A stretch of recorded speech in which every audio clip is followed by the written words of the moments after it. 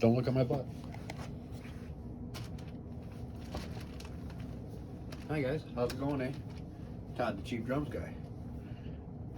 Don't have really much to go over via drums today, but I thought I'd put a new video up telling another story.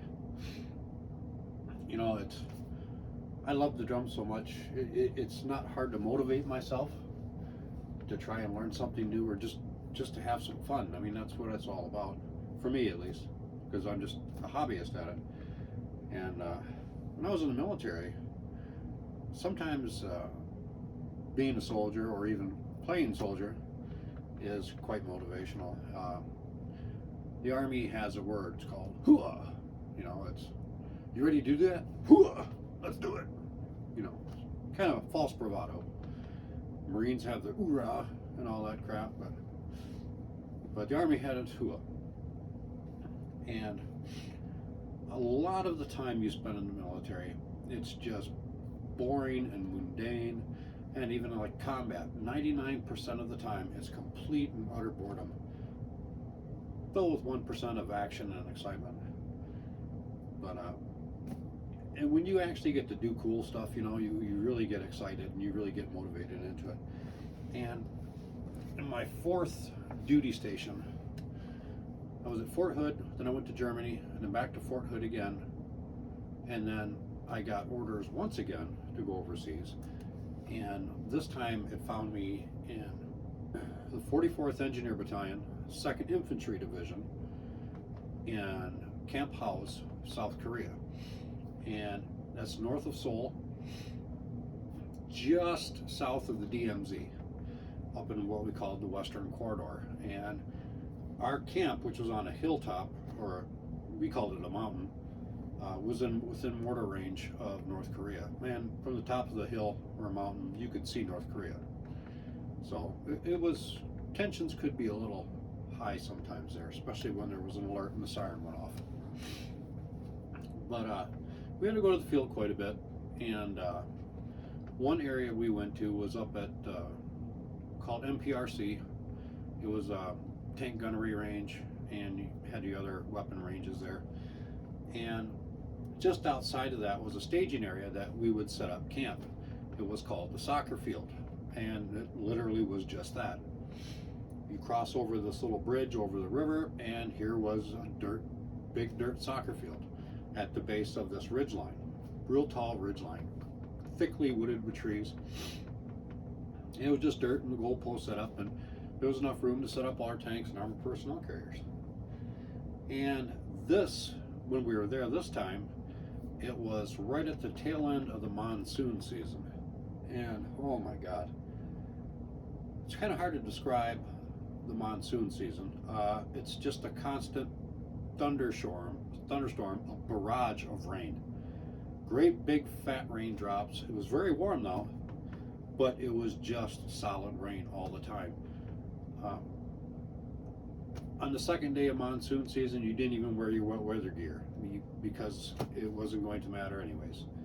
So you just took your wallet and your smokes, put them in little Ziploc bags, stuffed them in your pocket, and just went out and suffered the consequences. The rain was just, it didn't matter what you do or what you did, you were going to get wet. But South Korea, northern part of South Korea, the Western Quarter, was an amazing place to be a soldier. I mean, because you were right there in the war zone, more or less, because the Korean War never ended officially. But it was a good place to soldier. Again, you have your boring and mundane times, and here's where we find ourselves sitting at the soccer field. So for 3 days we sat at the soccer field, not really doing too much. However, the rain was so bad at times that the river that was flowing right by us actually washed out the bridge.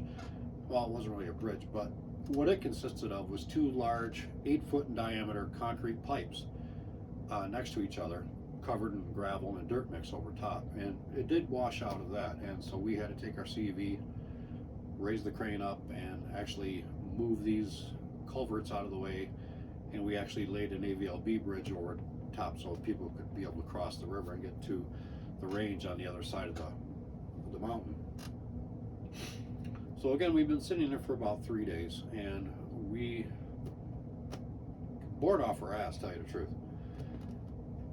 So I was approached by our lieutenant, our platoon leader, which was a great guy, absolutely fantastic guy. He was a former enlisted man. I think he made it to E4 specialist, and then he decided to go to officer candidate school. Absolutely wonderful, and I'm really upset that I cannot remember his name.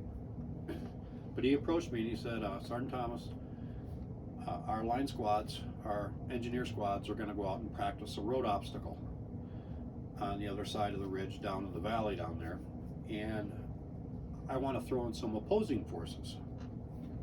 And what that is, OPFOR, is while they're setting up this hasty road obstacle, they want somebody to ambush them. And so they not only they're trying to install this roadblock, but then they have to counter or defeat the ambush. And playing OPFOR in the military is fun. I've done it all over the world. Done it in Fort Irwin on a couple occasions, and in the desert there, it's kind of fun because you wear different uniforms than everybody else. We were wearing the all green black berets and the red stars, and then the next time we were wearing desert camouflage when everybody else is wearing the ACS or ACUs. But anytime you get to play OPFOR is fun. So, the lieutenant said, so when these guys are doing this road obstacle, we want you to play OPFOR against these guys. And I'm like, sounds like a great deal. And I'm like, who do I get to go with me? How many guys do I get to my whole squad, or what do you want to do? And he goes, no, you get one guy. Okay, one guy. All right, so no problem. We're going to give you a guy from 4th Squad. His name was Levitt. Super good guy.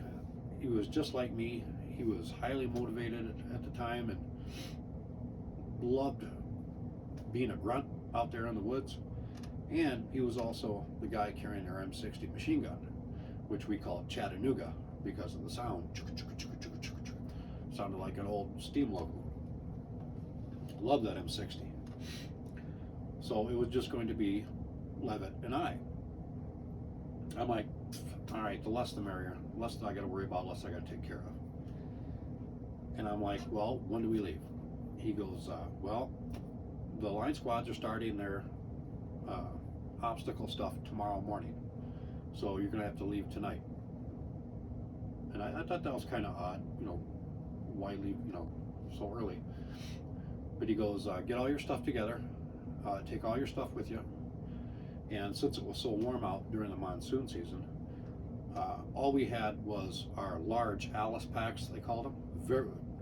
The Army issued you medium ones, but people like myself and Levitt, we travel a little bit extra gear, and so we always purchase our own Alice packs, our large ones. These are big packs. We did our duffel bags with us, and they had our sleeping bag in it, but it was so warm we didn't use a sleeping bag. We just used a poncho and a poncho liner. So I could leave that back out on the tank. And we didn't have to take our helmets either, which was kind of nice. So that stayed on the tank. Now, which is another thing that the Army usually doesn't do, is let you go without wearing your helmet out in the field. And so get your stuff together and come out here to the Humvee for our ride, we assumed. So Levitt comes back. He's got his huge pack on the hood of the Humvee. I grab mine on the hood of the Humvee. And he goes, you're going to need to take all the stuff with you, like food and water and all that. And Levitt and I already had, each of us had 2 1-quart canteens on our H suspenders, and we also had a 2-quart bladder canteen. I'm like, okay, and things are just really not making sense. And he says, well, you got your water with you? I said, I got 2 1-quarters and a 2-quart. He goes, that's not going to be enough. You're going to be out there for a week. I'm like, okay, well, we'll just throw a 5-gallon water jug in the truck too, and we should be all right. And he goes, well, we'll have to talk about that. Okay, whatever.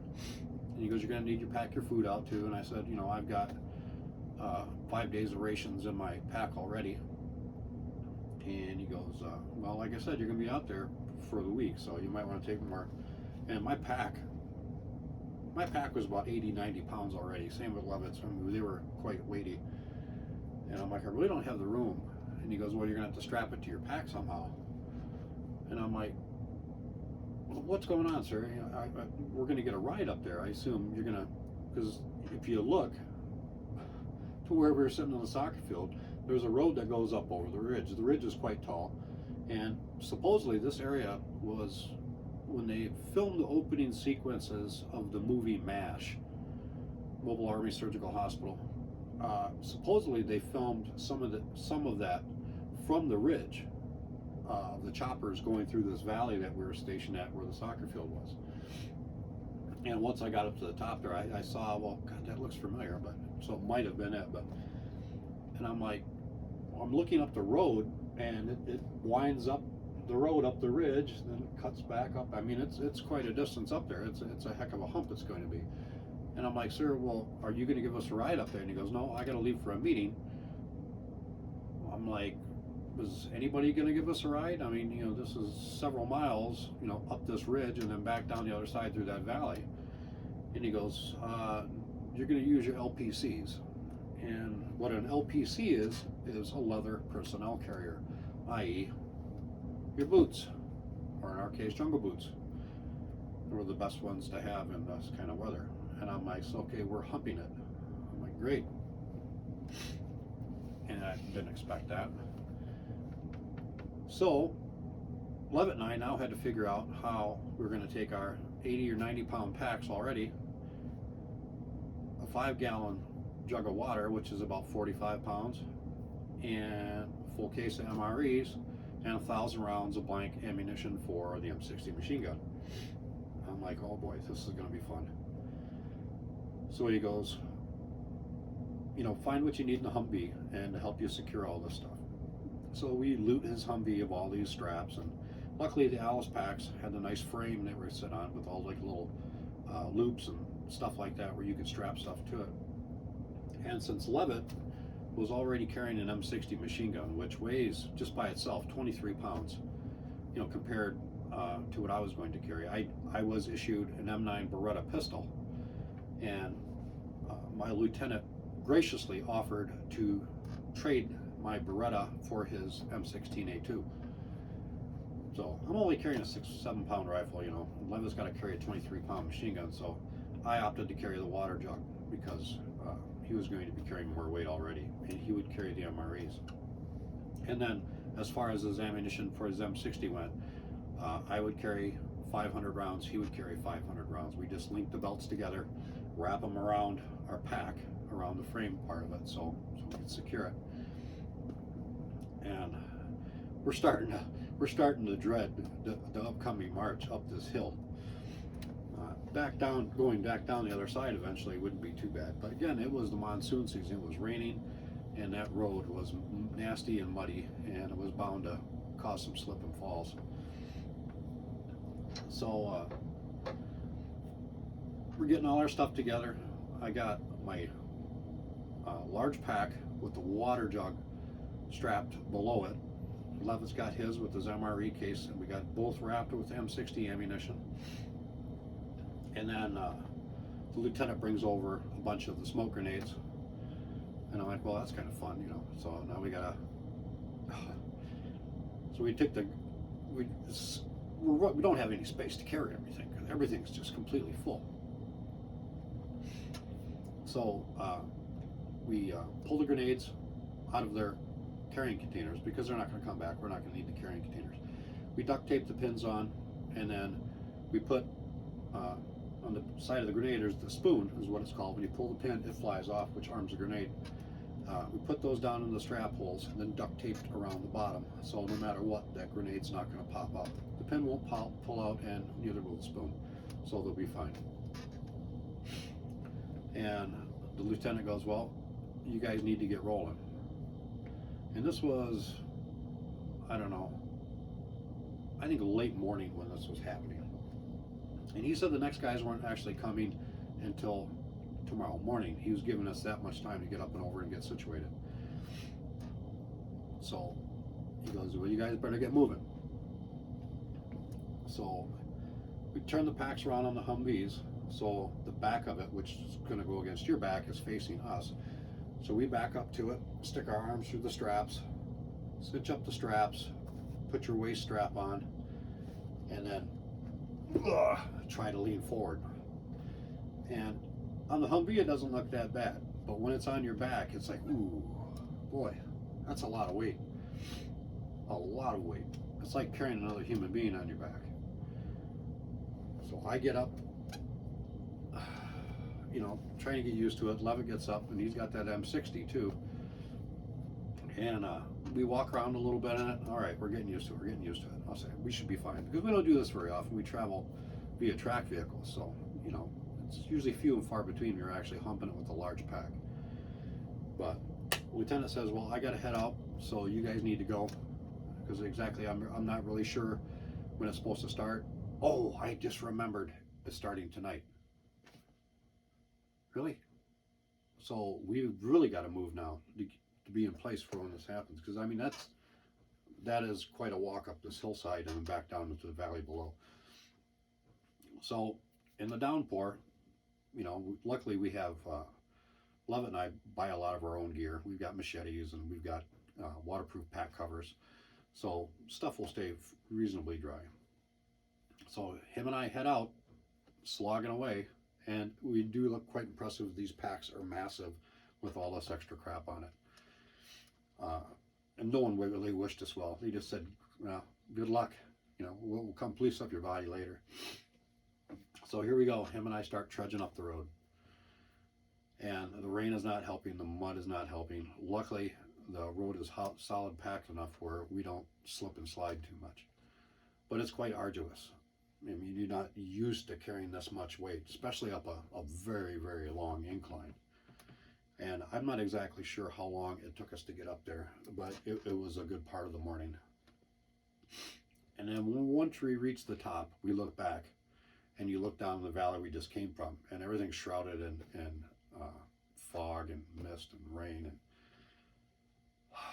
And it makes you feel quite accomplished. I mean, that was a hell of a climb.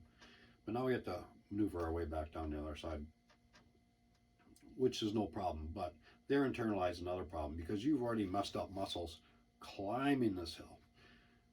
And you think the downslope is going to be a little easier. Well, it is, but it's not, because now you're working different muscles to prevent yourself from, because I mean, it's kind of a steep road, and you are kind of, you know, you're trudging forward, but you're also trying to prevent yourself from moving too far, too fast, trying to hold back.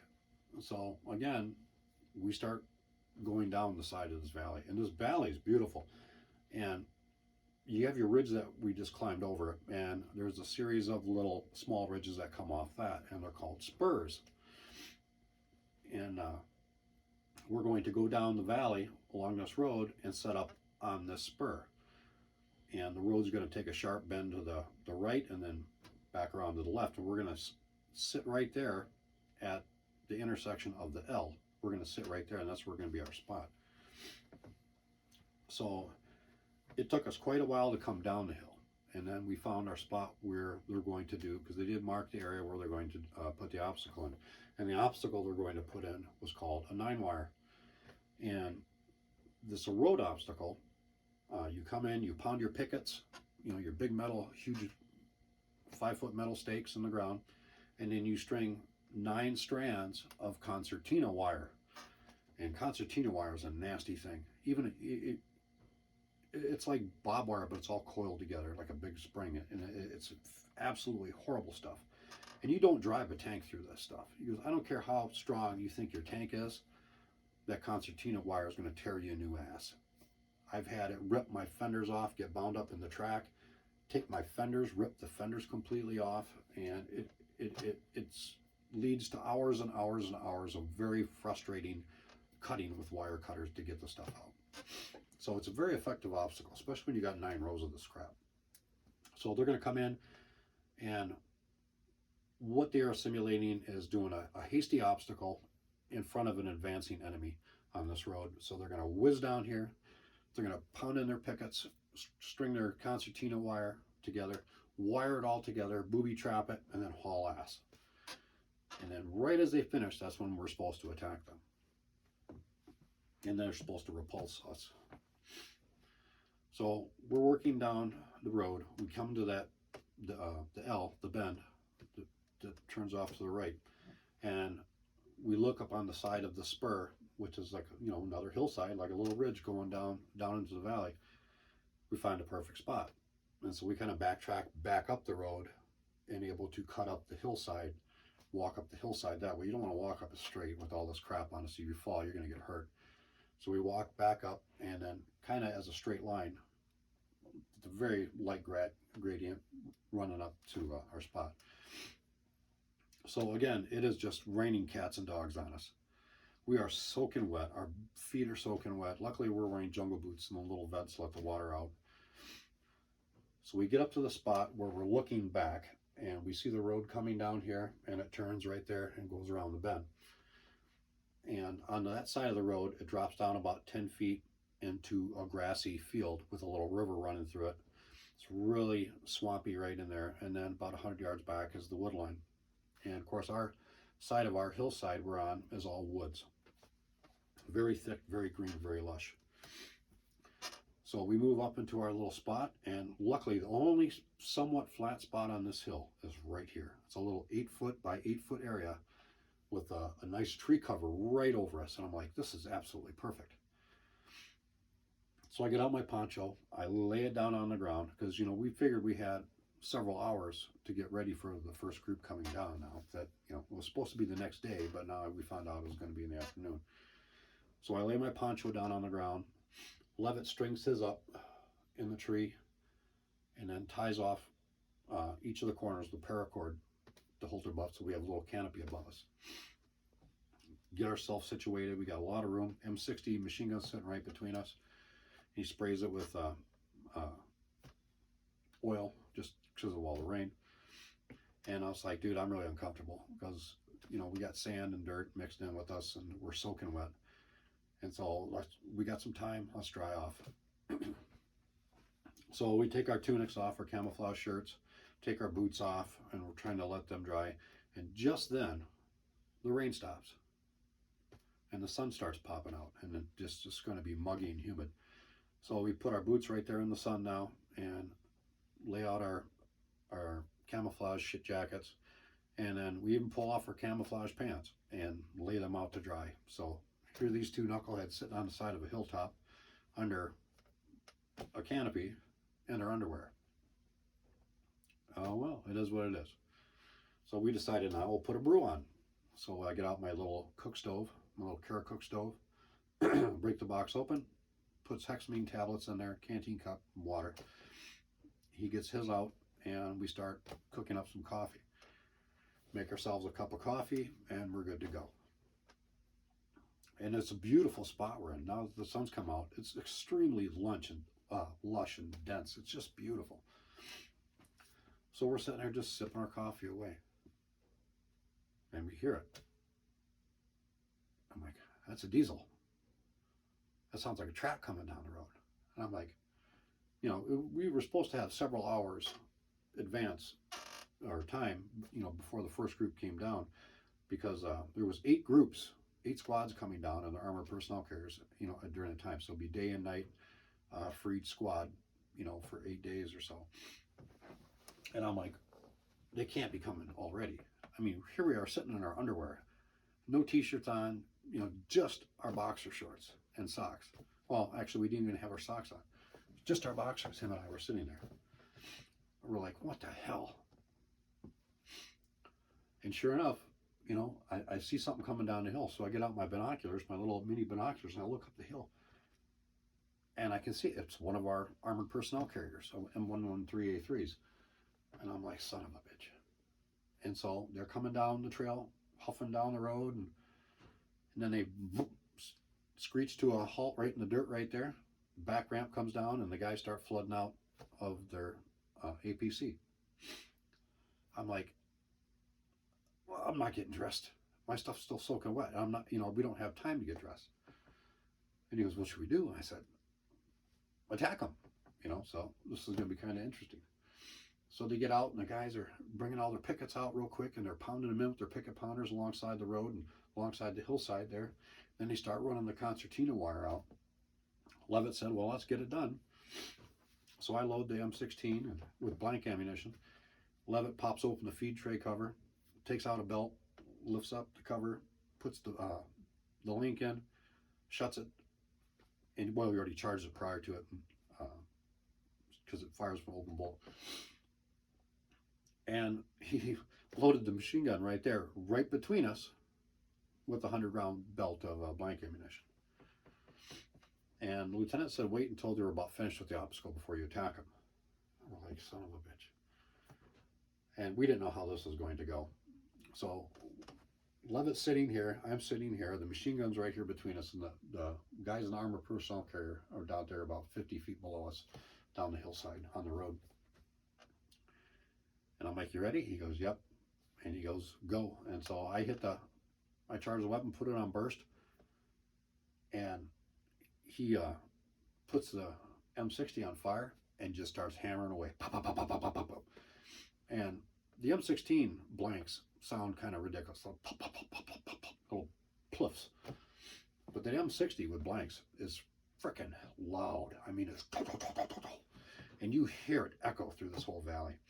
As soon as he lit up with that M60, those guys on the road literally jumped, because the guys, the engineer squads coming down didn't know we were going to be up there. So this was completely new to them.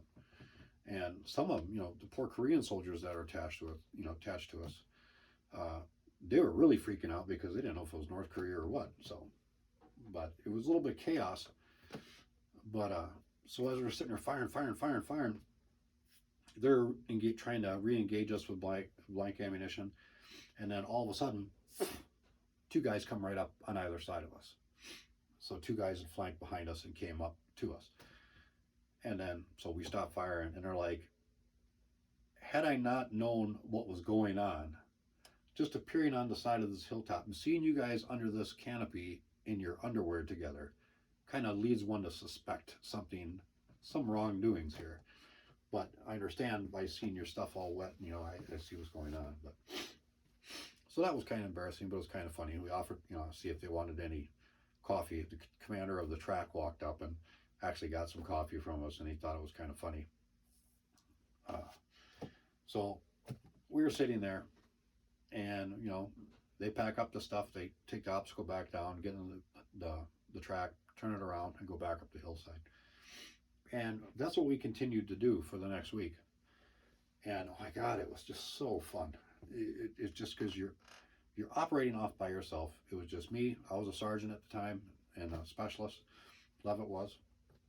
We did what we wanted, where we wanted, how we wanted to do it, which was kind of nice.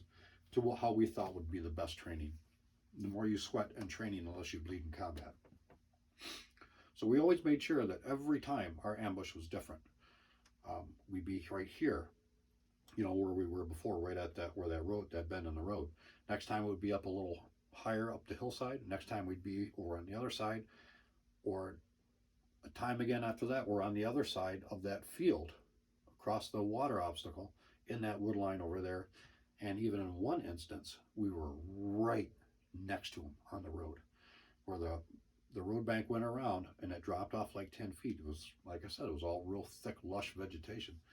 We were even right there. And I was closest to it because the M60, you don't want people too close to that, even when you're firing blanks. Just safety first.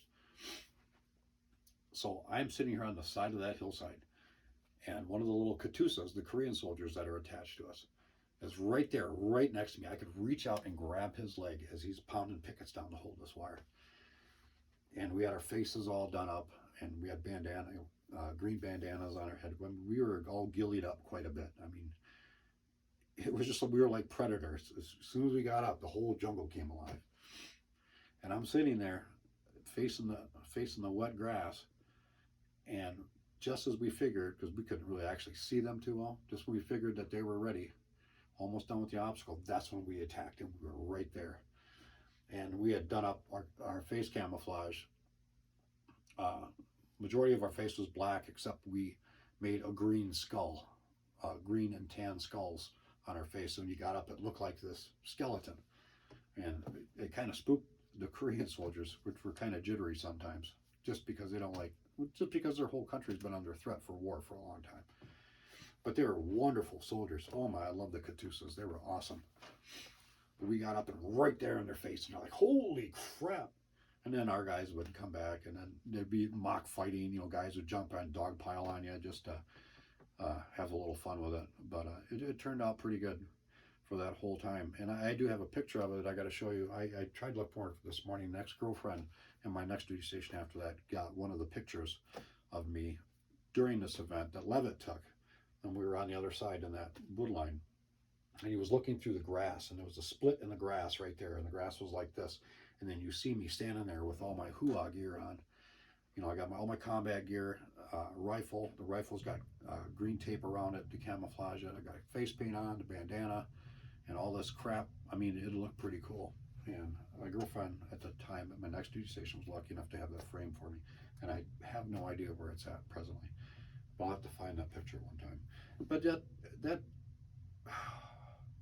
that's some of the times like that is what you really miss about the Army. And just, you know, especially for me, because I was a non-commissioned officer for most of the time I was in the Army. For my 23 years, I was a non-commissioned officer for 21 years.